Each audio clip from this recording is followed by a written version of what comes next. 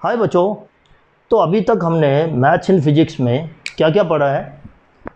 Geometry हम लोग पढ़ चुके हैं, ट्रिग्नोमेट्री हम लोग पढ़ चुके हैं, कैलकुलस में हमने डिफरेंशियल कैलकुलस और इंटीग्रल कैलकुलस यानी कि डिफरेंशिएशन एंड इंटीग्रेशन हम पढ़ चुके हैं।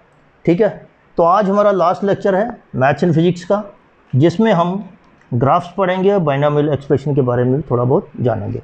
ठीक है, तो आइए स्टार्ट करते हैं ग्राफ्स के साथ हम स्टार्ट करते हैं।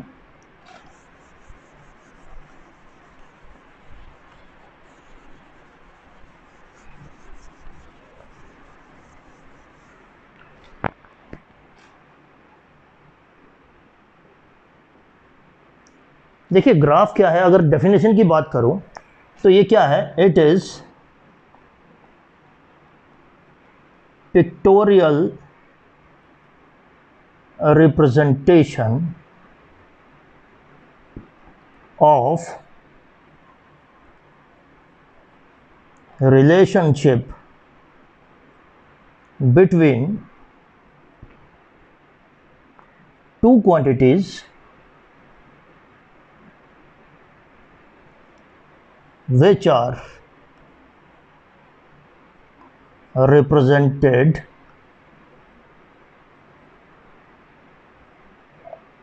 as two perpendicular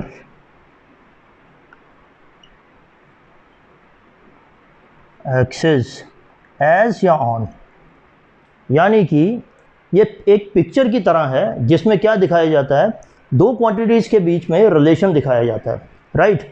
और हम एक्सिस की बात कर रहे हैं यहाँ, तो इसका मतलब क्या हो गया, दो परपेंडिकुलर एक्सिस हैं, एक को हम एक क्वांटिटी मानते हैं, दूसरे को दूसरी क्वांटिटी मानते हैं, let's say x and Y. ठीक है, तो यहाँ इन दोनों का रिलेशन जो भी आएगा तो उसको हम प्लॉट करेंगे, ऐसे हो सकता है रिलेशन, ऐसे हो सकता है, ऐसे हो सकता है। तो ये सारी चीज़ें जो हैं, ठीक है, तो इसको बोलते हैं, इनको ग्राफ्स बोलते हैं। ठीक है, और एक चीज़ मैं आपको बता दूं कि हर ग्राफ कुछ कहता है, तो आपको ये जानना है कि कौन सा ग्राफ क्या कहता है, तो उसकी कुछ टेक्निक्स हैं, वो हम आगे डिस्कस करते हैं, राइट। तो ये देखो दोनों परपेंडिकुलर एक्सिस हैं और क्वांटिटीज़ को हमने रिप्रेजेंट किया है इन्हीं एक्सिस पे। तो हम हर चीज़ का ग्राफ नहीं पढ़ेंगे, बेसिकली कुछ स्टैंडर्ड चीज़ें हैं जिनको हम स्टैंडर्ड ग्राफ्स बोलते हैं, स्टैंडर्ड ग्राफ्स। ठीक है, सबसे पहले लाइन। देखिए जो भी हम ग्राफ पढ़ेंगे उसकी एक इक्वेशन होती है, इक्वेशन होगी तभी ग्राफ बन पाएगा। अगर इक्वेशन नहीं होती है, कोई रिलेशनशिप हम फाइंड नहीं कर सकते हैं, तो हम ग्राफ नहीं बना सकते, राइट। तो लाइन की इक्वेशन क्या रहती है, y is equal to m x plus c. तो ये टर्मिनोलॉजी जो है इसको समझना बहुत ज़रूरी है कि m क्या है, m इज स्लोप, y जो है y एक्सिस में जो आपका डिस्टेंस है या जो भी इसकी वैल्यू है, x डायरेक्शन में या x एक्सिस पे जो भी वैल्यू है, c क्या है, c है इंटरसेप्ट। तो अगर हम ग्राफ बना के ऐसे देखें तो ये अगर कोई लाइन है, this is y, this is x, ठीक है, तो ये थीटा जो है ये स्लोप है, ठीक है, this is m, theta is equal to m, ठीक है। और ये देखो ये ओरिजिन है, ओरिजिन से ऊपर यहाँ y c ये डिस्टेंस है, यहाँ से ये लाइन स्टार्ट हो रही है, यानी कि ओरिजिन से स्टार्ट नहीं हो रही है, यहाँ से स्टार्ट हो रही है। तो यहाँ से लाइन स्टार्ट होती है ऑन y एक्सिस, उसको बोलते हैं इंटरसेप्ट, राइट। ठीक है, तो x तो ये x डायरेक्शन में कितना है, y ये y डायरेक्शन में कितना है, ठीक है। तो ये जनरल इक्वेशन है इसकी लाइन की, this is general equation of A line, straight line. ठीक है, अब हम डिफरेंट तरीके से देखते हैं कि अलग अलग तरह की ये जो लाइंस हैं कैसे प्लॉट की जा सकती हैं और उसका मतलब क्या होता है। तो पहला तो हम ऐसे प्लॉट कर सकते हैं लाइन को, ऐसे करके, ठीक है। ये थीटा। अब देखिए ये जो लाइन स्टार्ट हो रही है ओरिजिन से स्टार्ट हो रही है, दिस इज़ ओरिजिन, ठीक है। तो इसका मतलब इस केस में क्या है, c इज इक्वल टू 0, ठीक है, ये y ये x, ठीक है। और tan थीटा या थीटा जो है, ठीक है, थीटा जो है, थीटा यहाँ क्या है, देखो less than 90 degree, it is less than 90 degree. तो जब भी थीटा लेस देन 90 डिग्री होता है तो tan theta which is equal to m is positive, ठीक है। m tan थीटा के बराबर भी होता है, ठीक है। तो m पॉजिटिव होगा, तो इस केस में इस लाइन की इक्वेशन जो होगी वो क्या होगी, y is equal to m x, c 0 है, ये 0 आ जाएगा, y is equal to m x, ठीक है। तो इस केस में इक्वेशन रहेगी y is equal to m x, ठीक है। अब अगर लाइन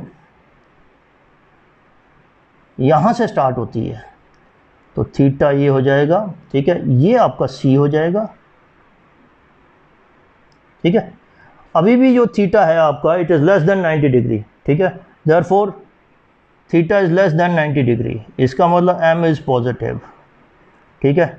c क्या है, ऊपर की ओर है, यानी कि ये y एक्सिस है, ऊपर वाला पॉजिटिव होता है, नीचे वाला नेगेटिव होता है, तो c इज़ पॉजिटिव, ठीक है। तो इक्वेशन क्या आ जाएगी, mx प्लस c। इन दोनों में फ़र्क क्या है, यहाँ c 0 है, यहाँ c है, ओके। इसको हम मिटा दें या इसको आगे कर लेते हैं। फिर एक और लाइन हम ड्रॉ कर सकते हैं, ठीक है, यहाँ से, ठीक है। देखो जब भी स्ट्रेट लाइन होती है तो उसका स्लोप जो होता है वो कांस्टेंट रहता है, यानी कि m जो है यहाँ पूरा का पूरा कांस्टेंट रहेगा अक्रॉस द लाइन, यहाँ पूरा कांस्टेंट रहेगा, यहाँ भी पूरा का पूरा कांस्टेंट रहेगा, यानी कि वेरी नहीं होएगा, ठीक है। लेकिन वो डिपेंड करेगा थीटा के ऊपर, ठीक है, थीटा। अब देखो ये जो y एक्सिस को कहाँ काट रहा है, नीचे की ओर, ठीक है, ये y है, तो नीचे की ओर y क्या रहता है, माइनस, ठीक है। तो इसलिए थीटा जो है it is less than 90 degree, इसका मतलब m is positive, c is negative, ठीक है। तो इसका मतलब क्या हो गया, इक्वेशन जो बन गई इसमें -c। इसमें और इसमें फ़र्क क्या है, यहाँ जो c है वो ऊपर की ओर, क्योंकि y एक्सिस को ऊपर की ओर काट रहा है, यहाँ नीचे की ओर काट रहा है, ठीक है। तो यही डिफरेंस है, यहाँ प्लस c है या माइनस c है, और यहाँ c है ही नहीं, ठीक है। एक और हम ग्राफ बना सकते हैं,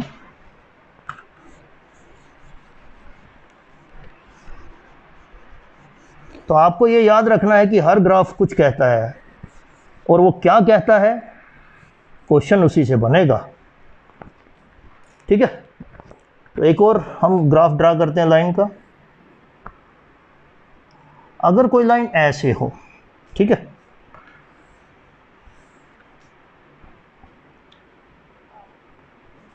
अब देखिए ये कैसे पता चलेगा ये लाइन इधर से इधर है या इधर से इधर है, ठीक है। तो कैसे पता चलेगा, यहाँ से आप देखोगे ओरिजिन से इसी साइड जा सकते हैं हम, इस साइड तो जा नहीं सकते हैं, ठीक है। तो इसका मतलब जब 0 0 था तो लाइन यहाँ थी, ठीक है, जब x is equal to some value of x तो लाइन आगे बढ़ रही है, लाइन आगे ही बढ़ रही है, इसका मतलब लाइन यहाँ से यहाँ तक है, ठीक है। तो थीटा क्या हो जाएगा, ये इंटरसेप्ट आपका ये हो जाएगा, ठीक है। अब देखो theta is greater than 90 degree, ठीक है, इसका मतलब क्या हो गया, m इज नेगेटिव, ठीक है। c जो है ऊपर की ओर है, ये y डायरेक्शन है, ये x डायरेक्शन है, तो c इज पॉजिटिव। इसका मतलब क्या हो गया, इक्वेशन क्या हो सकती है इसकी, mx plus c with negative to the tan theta या m या स्लोप, ठीक है, ओके। तो ये 4 ग्राफ हमने देखे लाइन के, ठीक है। तो आपने क्या सीखा कि जो भी हम स्टैंडर्ड ग्राफ की बात कर रहे हैं उसकी एक स्टैंडर्ड इक्वेशन होती है, ठीक है, और सर्कमस्टांसिस कैसे वेरी करते हैं उस हिसाब से जो आपकी इक्वेशन भी वेरी कर जाती है, लेकिन उसकी एक स्टैंडर्ड इक्वेशन रहती है। और स्टैंडर्ड इक्वेशन हमने पढ़ा क्या है, mx प्लस c, कहीं पे c नेगेटिव होगा, कहीं पे c 0 होगा, कहीं पे m नेगेटिव होगा, लेकिन बेसिक इक्वेशन यही रहेगी, ठीक है, ओके। अभी एक और इक्वेशन आप पढ़ते हो, पैराबोला। ठीक है, तो पैराबोला क्या होता है, इस तरह का कर्व जो होता है इसको बोलते हैं पैराबोला।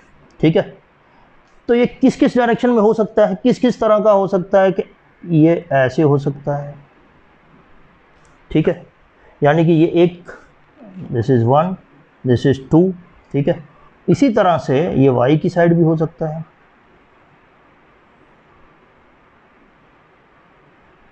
तो यानी कि पैराबोला के 4 केसेस बनते हैं। ठीक है, ओके, ये वाला जो है, ठीक है, ये क्या होगा, x इज इक्वल टू के वाई स्क्वायर।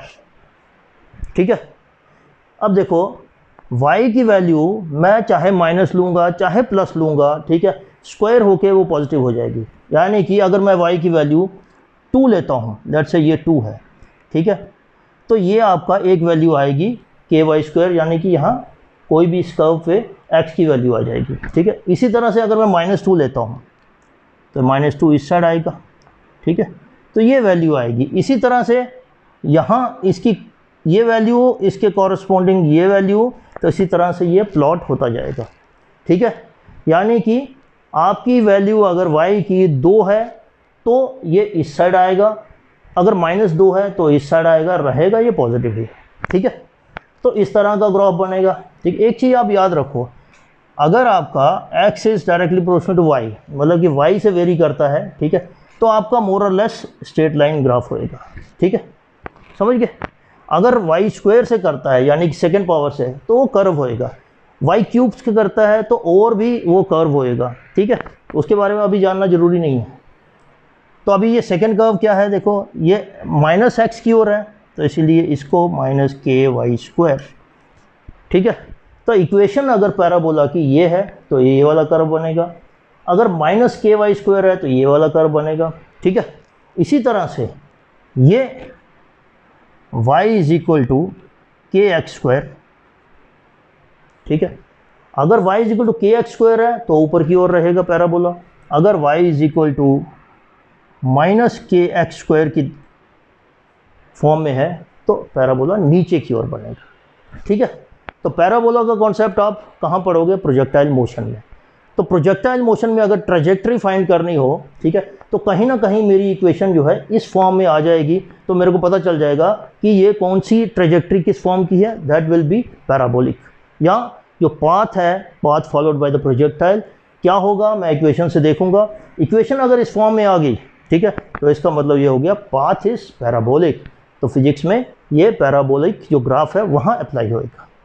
ठीक है,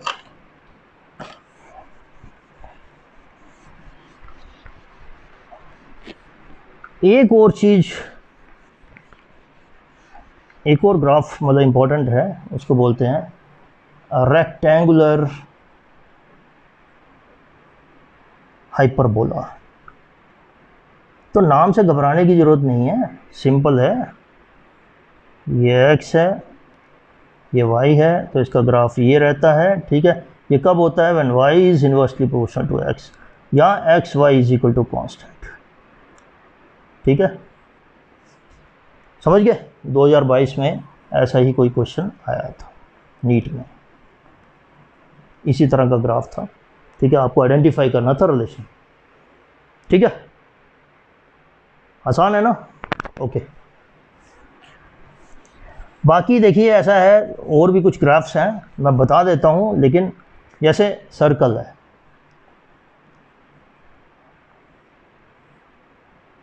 ये कहीं भी वैसे यूज़ होता नहीं है। ठीक है, इसकी इक्वेशन रहती है x² y² is equal to a², ए इसका रेडियस। ठीक है, तो देखिए इसमें जो वैल्यूज़ हम पुट करेंगे तो क्या होगा, ये अपने आप ये प्लॉट होता जाएगा। उसकी प्लॉटिंग भी एक इंजीनियरिंग ड्राइंग करके एक अपना हमारी इंजीनियरिंग में रहता था। ठीक है, तो उसमें ये हम प्लॉट करते थे, एलिप्स बनाते थे या सर्कल बनाते थे, तो ये इक्वेशंस वहाँ यूज़ होती थी। ठीक है, तो आपको ऐसा कुछ याद करने की ज़रूरत नहीं है या प्लॉटिंग की ज़रूरत नहीं है, बहुत ज़्यादा इंपॉर्टेंट है भी नहीं है, ऐसा क्वेश्चन आते भी नहीं है। तो एलिप्स क्या होता है जी, इस तरह से होता है। इसका ये जो बड़ा एक्सिस है, ठीक है, ए छोटा एक्सिस, बी इसको सेमी मेजर एक्सिस बोलते हैं, सेमी मेजर एक्सिस, इसको बोलते हैं सेमी माइनर एक्सिस। ठीक है, तो इसकी इक्वेशन क्या होती है, x square upon a square plus y square upon v square, ठीक है, इज इक्वल टू 1। ठीक है, तो इसकी इक्वेशन ये वाली होती है, राइट। अब इसको मिटा सकते हैं।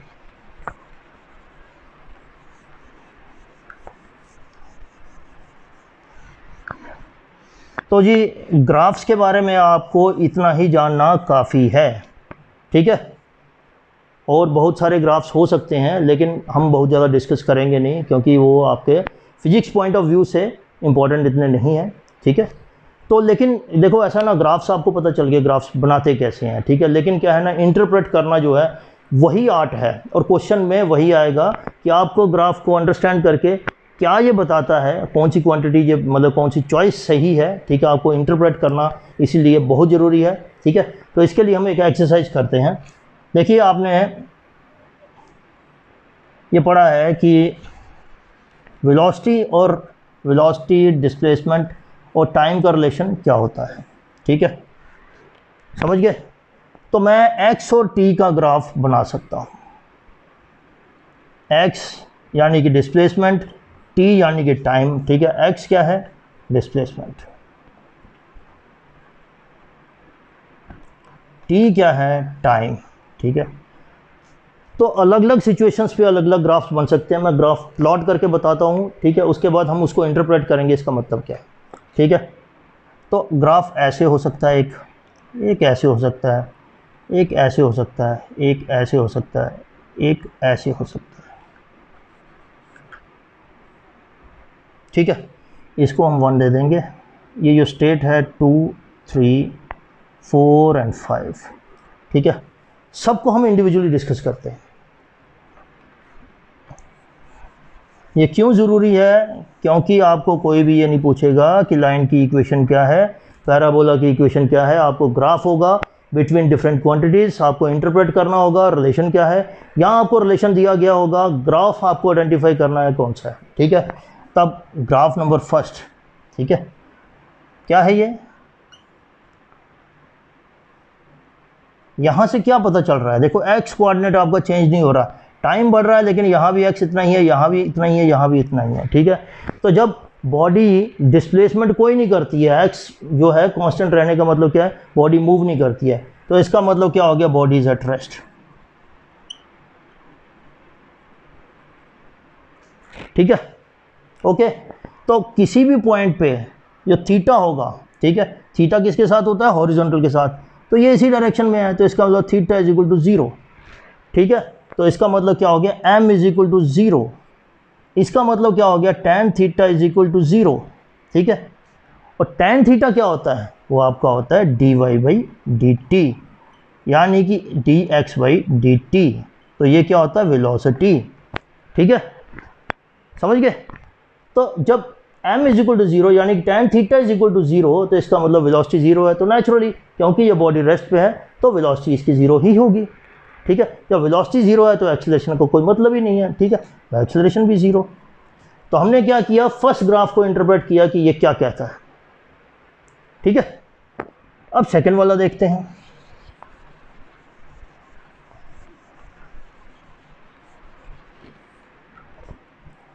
देखिए सेकंड वाला ग्राफ ये क्या कहता है। देखिए आप लोग इसको मैकेनिक्स में बहुत सारा यूज़ करोगे, ठीक है, और यूज़ करते करते आप हैबिचुअल भी हो जाओगे इसको पहचानना कैसे है, ठीक है। अभी एक रफ आइडिया आप ले लो, ठीक है, ये आपका सेकंड ग्राफ है, दिस वन, ठीक है। अब इसमें देखो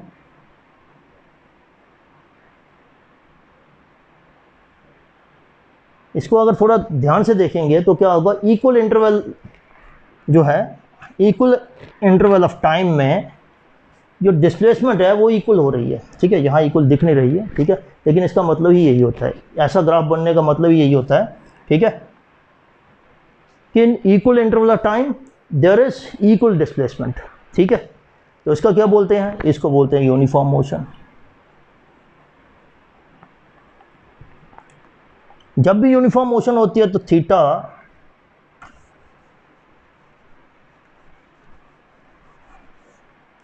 सॉरी इसको थोड़ा फिर से बना लेते हैं।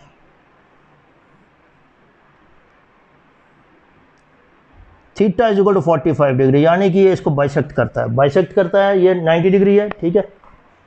तो थीटा जो आपका है 45 डिग्री, ठीक है। m किसके बराबर होता है, tan थीटा के बराबर, ठीक है। tan 45 degree which is equal to velocity, ठीक है। tan 45 1 होता है, वेलोसिटी इज इक्वल टू 1, ठीक है। इसका मतलब ये हो गया वेलोसिटी कांस्टेंट है, ठीक है, ओके। तो वेलोसिटी अगर कांस्टेंट है, v is equal to constant,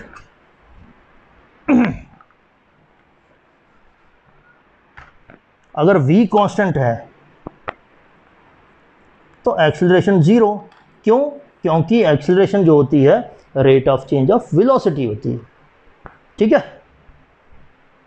कोई बात नहीं, जब 1D करेंगे 2D करेंगे तो और भी समझ में आएगा, अभी आप इतना ही समझो, ठीक है, कि इंटरप्रेट कैसे करते हैं ग्राफ को, राइट, ठीक है।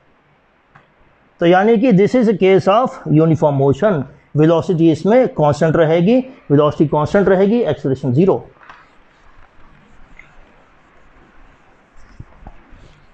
अब करते हैं हम ग्राफ नंबर 3। इसमें क्या हो रहा है, ऐसे, ठीक है। अब देखो ये पॉइंट ए, ये पॉइंट बी। तो जब हम डिफ्रेंशिएशन कर रहे थे हम देखते थे कि भाई किसी पॉइंट पे जो टेंजेंट होता है, ठीक है, जो टेंजेंट होता है वो आपको बताता है कि रेट ऑफ चेंज ऑफ ये क्वांटिटी क्या होगी, यानी कि dy बाई डी टी या dx बाई डी टी वो बताएगा यहाँ का टेंजेंट, ठीक है। तो इस जगह पे टेंजेंट मैं ड्रॉ करूँ और हॉरिजॉन्टल के साथ एंगल ये बनेगा θ1, यहाँ हॉरिजॉन्टल ये θ2। अब देखो θ1 बड़ा है, θ2 छोटा है, ठीक है। हेयर θ1 इज़ ग्रेटर देन θ2, ठीक है। इसका मतलब क्या होगा, tan θ1 is greater than tan θ2, ठीक है। तो भाई ये छोटा है, इसका मतलब स्लोप क्या हो रहा है, डिक्रीज हो रहा है, ठीक है। स्लोप यानी कि m इज़ डिक्रीजिंग। लेकिन हमने पढ़ा कि ये स्लोप होता है, ठीक है। स्लोप क्या होता है, किसके बराबर होता है, वेलोसिटी के बराबर। तो अगर स्लोप जो डिक्रीज हो रहा है तो वेलोसिटी क्या होगी, डिक्रीजिंग, ठीक है। तो जब वेलोसिटी डिक्रीज होगी यानी कि कांस्टेंट नहीं रहेगी तो इसको क्या बोलेंगे, नॉन यूनिफॉर्म मोशन।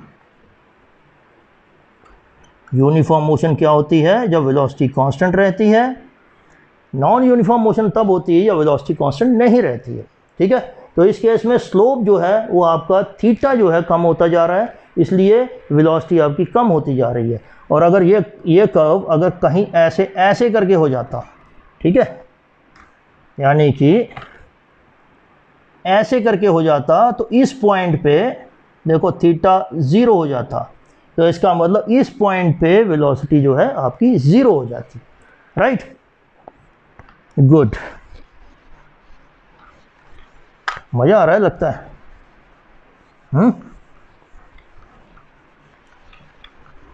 बच्चों पढ़ाई भी साथ में करते रहो। ये सिर्फ ऐसा नहीं है कि मैं करके चला जाऊंगा तो आपका काम हो जाएगा।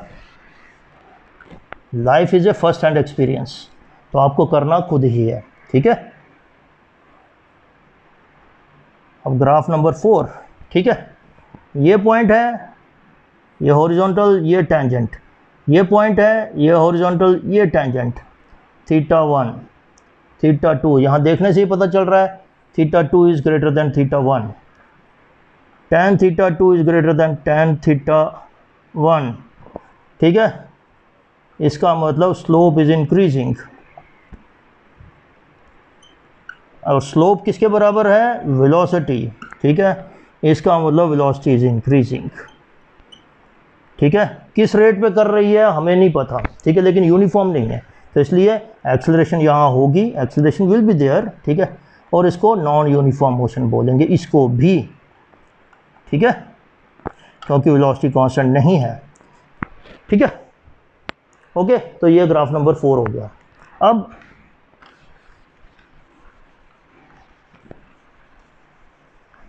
ग्राफ नंबर 5,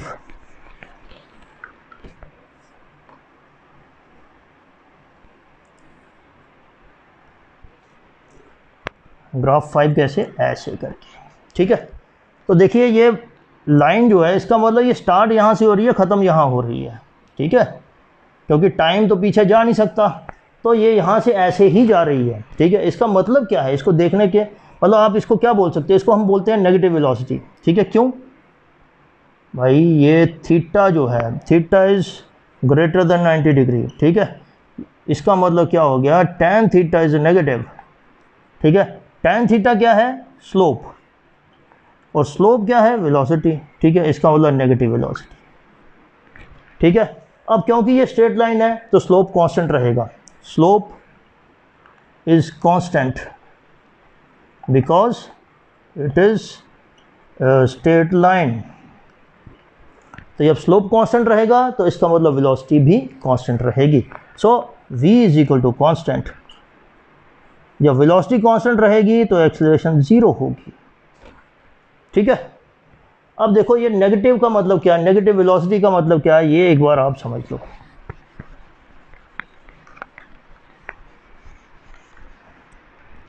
नेगेटिव वेलोसिटी का हम ऐसे इस तरह से समझ सकते हैं कि ये एक पॉइंट है O, यानी कि ये ओरिजिन है, यहाँ से बॉडी स्टार्ट करती है और ये जाती है यहाँ B तक, A तक। ठीक है, तो इस डायरेक्शन में जब जाएगी बॉडी, ठीक है, तो क्या होगा, आपका डिस्टेंस बढ़ रहा है। ठीक है, इस साइड डिस्टेंस बढ़ रहा है। ठीक है, तो वेलोसिटी इस डायरेक्शन में क्या होगी, वेलोसिटी इज़ पॉजिटिव। ठीक है, अगर A से वापस ये ओरिजिन की तरफ जाती है, डिस्टेंस कम हो रहा है। ठीक है, तो क्या है, v इज़ नेगेटिव।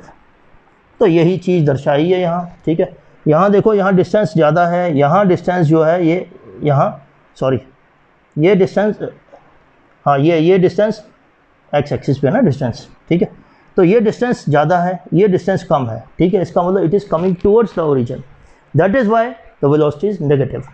ओके, आगे मूव करें। आगे आप एक चीज़ पढ़ते हो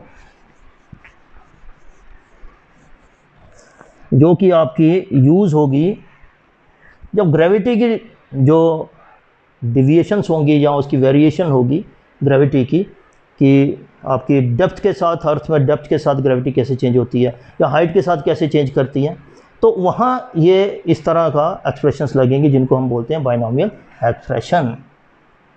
बाइनोमियल एक्सप्रेशन, देखो बाई का मतलब दो, टू, तो यानी कि कोई भी एक्सप्रेशन जो दो चीज़ों के बारे में हो, ठीक है, इसको बोलते हैं बाइनोमियल एक्सप्रेशन। ठीक है, समझ गए, एक्स है वाई है, एक्स है वाई है। ठीक है, अब एक और चीज़ होती है बाइनोमियल थ्योरम। ठीक है, ये क्या होती है, a plus b is equal to n is equal to, ठीक है, a raise to power n plus n a raise to power n minus 1 b1 divided by 1 plus n into minus 1 upon 2 a n minus 2 b2। देखिए इसमें एक चीज़ हो रही है, इसमें a जो है, ठीक है, a की पावर कम हो जा रही है। a पहले n था, n माइनस 1 हुआ, n माइनस 2 हुआ। ठीक है, b यहाँ b0 था, b0 का मतलब 1, तो b यहाँ अपीयर नहीं हो रहा है। फिर b1 आया, फिर b2 आया, यानी कि b की पावर जो है बढ़ती जा रही है। तो इस चीज़ को बोलते हैं, इस थ्योरम को बोलते हैं बाइनोमियल थ्योरम। ठीक है, लेकिन ये यूज़ होती है, लेकिन फिजिक्स में ये कम यूज़ होती है, मैथमेटिक्स, प्योर मैथमेटिक्स में ये यूज़ होती है। ठीक है, अब एक और चीज़ है बाइनोमियल अप्रॉक्सीमेशन। ठीक है, अगर मैं a की जगह 1 ले लूँ, a इज इक्वल टू 1, ठीक है, b is equal to x, ठीक है, एंड x जो है it is very very less than 1, ये प्राइम कंडीशन है बाइनोमियल एक्सप्रेशन की, अप्रॉक्सीमेशन की। ठीक है, तो अगर x जो है एक यानी कि 1 के कंपैरिजन में बहुत छोटा है, तो हम इसको किस तरह से लिख सकते हैं? हम इसको लिखते हैं nx, ठीक है। ये जो साइन है ये अप्रॉक्सीमेशन का साइन है, अप्रॉक्सीमेटली इक्वल टू, इसीलिए इसको बाइनोमियल अप्रॉक्सीमेशन बोलते हैं, ठीक है। सिमिलरली अगर ये ऐसा हो तो then it is approximately equal to, negative आएगा यहाँ nx, ठीक है। ओके, तो ये थोड़ा सा है आपके लिए बाइनोमियल एक्सप्रेशंस के बारे में। इसका क्वेश्चन एक देख लेते हैं, ठीक है।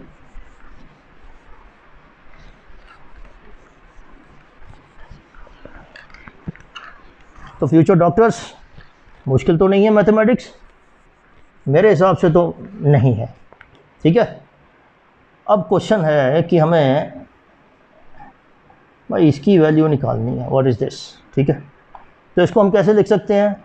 √1 माइनस कितना होता है 0.01, ठीक है, ऐसे लिख सकते हैं इसको।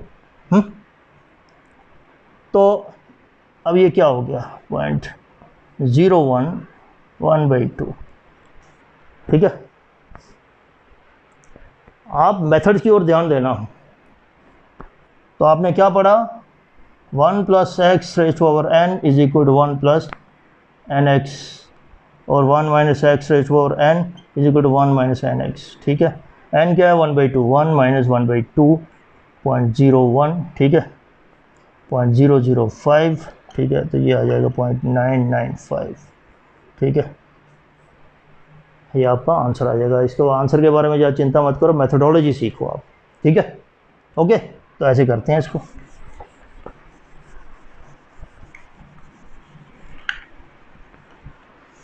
ठीक है, अब थोड़ा सा लॉग के बारे में बता देते हैं। हालांकि लॉग आप 9th-10th में करते आ रहे हो, तो कुछ नहीं है। लॉग mn किसके बराबर है? log m + log n, ठीक है। log m/n किसके बराबर है? log m - log n, ठीक है। log to the base e m किसके बराबर है? 2.303 log to the base 10 m, ठीक है। बस इतना काफ़ी है, ठीक है। बाकी और कुछ ज़्यादा करने की ज़रूरत नहीं है। हाँ, एक चीज़ और कर सकते हैं आप कि log m⁻n किसके बराबर होता है? log m, ठीक है, राइट। तो मैथमेटिक्स जो है मोर और लेस जितना हमने किया है उतना ही यूज़ होता है, और मैं बार बार यही बोलता हूँ कि आप फिजिक्स पढ़िए, उसमें मैथमेटिक्स यूज़ करिए, ठीक है। फिर आपके कॉन्सेप्ट्स जो हैं वो अच्छे हो जाएंगे, रेदर दैन कि आप मैथ्स के बहुत सारे क्वेश्चंस करते रहेंगे और फिजिक्स के कॉन्सेप्ट क्लियर नहीं करेंगे, तो क्या होगा कि फिर आपसे क्वेश्चन होगा नहीं, ठीक है। तो मेरी ये हम्बल सबमिशन है कि आप फिजिक्स के कॉन्सेप्ट्स जो हैं उनको क्लियर करिए, इनके 4-5 क्वेश्चन करिए, ठीक है। तो रिफाइन हो जाएगा आपका, आपने क्या पढ़ा था, ठीक है, क्या कॉन्सेप्ट लगता है, फार्मूला कैसे लगता है, ठीक है। तो प्राइम जो है वो फिजिक्स के कॉन्सेप्ट्स हैं, ओके।